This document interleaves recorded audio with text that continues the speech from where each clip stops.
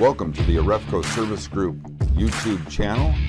Please remember to subscribe and ring that bell to get notified whenever we upload a new video.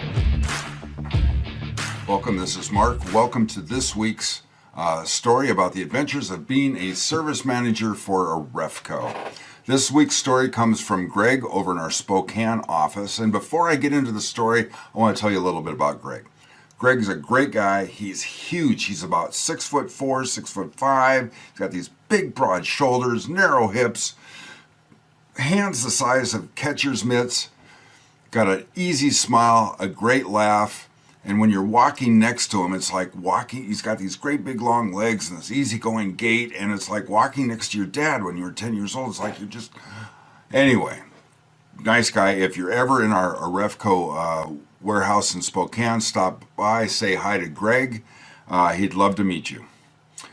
So last week, he'd been working with a tech in northern Idaho who had been getting a code 31 on a single stage 90% furnace. And it was an intermittent problem. It would happen and then it wouldn't happen for a couple days and then it would happen again. And after they had tried several things over the phone, Greg finally decided that he was going to make a site visit. So he gets in his truck, takes off to northern Idaho. It's about an 80-mile drive. He tells me he's going out to a farm. Okay, when I think of, I'm a city guy. I was born and raised in a city, grew up in a city all my life. When I think of a farm, this is what I think of, or this. But Greg said that's not what it was like. So he gets out there and he parks in the driveway, talks with the technician for a few minutes, and this is what greets him as he walks in to the basement. And it turns out that in the basement, the family was raising their chickens. Chickens in the basement. And God knows what other critters were in there. And so they set up, they start the furnace up, they get their tools out, they hook the manometer up. Code 31, by the way, is a pressure switch dropping out. And it shuts the furnace off, has to go through the startup cycle again. They can't get it to duplicate. They use their manometers, they check pressures, they blow out the lines with some nitrogen. They do everything they're supposed to do. They can't get it to duplicate. Greg's going, I don't know what to tell you. That's a real problem with these intermittents. They checked for shorts. They had done everything they're supposed to do.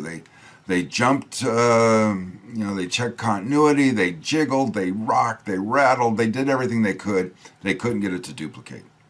So they're packing up their tools and they're talking about what are next steps. They're really kind of at a loss to figure out what's going on when suddenly the flue pipe, which came out of the top of the furnace, went around the furnace and out the wall, starts to jiggle, and sure enough, the furnace throws a code 31.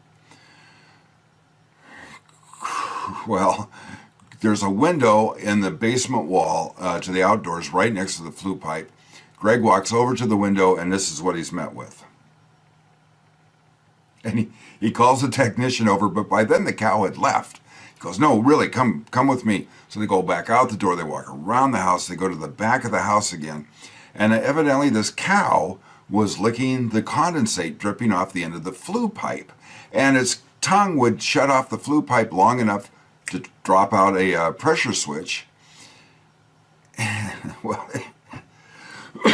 excuse me, this one cracks me up because what do you do? Well, they ended up telling the family that they needed to build some sort of fence around that flue pipe so the cows wouldn't come and lick the condensate dripping off the flue pipe, but also they probably ought to water their cows more often, make sure they've got plenty of water.